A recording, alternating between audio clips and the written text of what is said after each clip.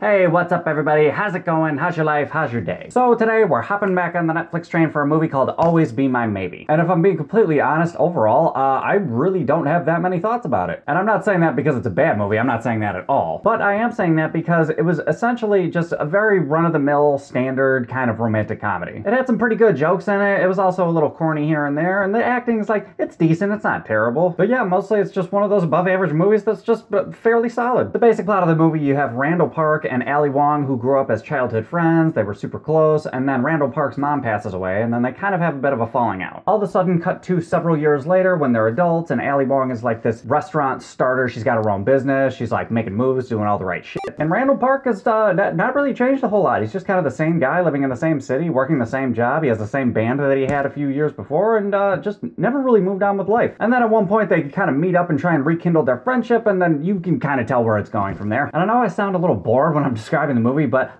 it wasn't a boring movie. It's definitely a pretty far above average movie. And it's a lot better than most of the other bullshit they have on Netflix, that's for sure. A lot of the humor really did work for me. Like, there was probably 2 or 3 moments in the movie where I audibly was laughing out loud. And there's also one of the most randomly awesome cameos that happens about half hour, 45 minutes into the movie, and I was just like, yes! It was one of those things that just came so far out of left field that you're just kind of shocked and laughing at the same time. It was one of those things. But yeah, that was cool. The guy that plays Randall Park's dad was really funny. He had a lot of bits that worked well. Randall Park is just a national fucking treasure, and Ali Wong comes from stand-up, so you know she's gonna deliver some good shit. And really, the entire supporting cast was just pretty good, just in general. You have the guy that plays Dopinder from all the Deadpool movies in the movie. He's got some funny bits in there. Charlene Yee was in the movie, and I thought she was kind of underused, though. I felt like she could have done a lot more. The chick that plays Ali Wong's best friend, she's alright. She had some moments. And Daniel Day Kim was in the movie, but he didn't really do anything special. He was just kind of there to be there. And it's a rom-com, so that, yeah, the movie's gonna be cheesy, corny, some other food analogy that I can't come up with. But that's also kind of to be expected, so I was like, okay. Which in turn also means that the acting took a dip here and there in quality. And of course, because it's a rom-com, the ending, it can really only go one of 2 ways, so there's not a lot of suspense there. But then again, the movie is more so about the journey because of that. And the journey was still pretty funny and entertaining, even if it wasn't perfect. Because I like the way the movie ended. It was actually not bad. And there's also kind of a musical element to the movie that I didn't expect. And again, it wasn't anything special, but it was just solid. It was good. It was there. So basically, overall, I thought it was a pretty solid watch. I'm not gonna like go crazy about watching it again though. So I think for a score overall out of 10, I'm gonna give it a good 7.8. It was a better than serviceable movie, and I would say I'd put it in the win column for Netflix. But anyway, guys, those are my thoughts. What are your thoughts? Have you seen this movie? Did you hear about it? Hop in the comments. Let me know what's up. Other than that, if you like this review, give me a like, subscribe, to all that other bullshit, and I'll catch you guys later.